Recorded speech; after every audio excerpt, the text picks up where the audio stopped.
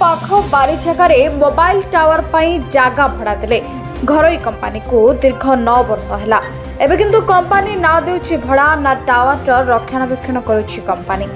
राजपथ को लगी टावर अनेबड़ी निज ग्राम को जावाक मुख्य रास्ता एभली अवस्था एबे टावर टी विपदपूर्ण अवस्था चिंतार जागा मालिक केतेबेले जे टावर चिड़ी कहार धनजीवन नष्ट हेबो से कथा किए कहबो।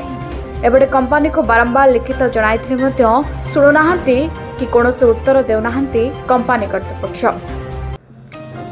आठगड़ ब्लॉक कोरंदा ग्रामर वरिष्ठ सांबादिक रमेश सावल घरे बसिथिबा टावर किछि अंश चिड़वा परे विपदपूर्ण टावर लगी स्थानीय पुलिस और प्रशासन अधिकारी को जणाइछन्ती जागा मालिक।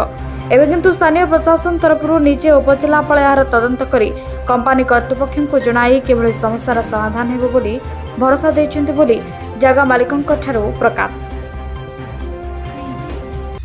मोर ससुरंकर एक जमाबंदी जगह जार प्लॉट नंबर खाता नंबर एवं मौजा उल्लेख कराई।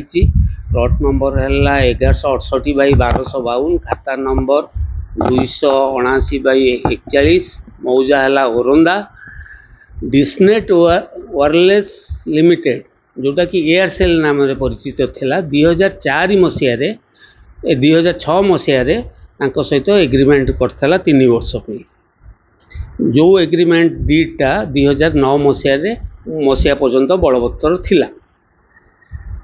2009 पर आउ पुनर्नवीकरण नकरी एयरसेल कंपनी उक्त टावर मोबाइल टावर रक्षणाबेक्षण एवं परिचालनागत दायित्व जीटीएल इंफ्रास्ट्रक्चर लिमिटेड भुवनेश्वर को हस्तांतर करदेला।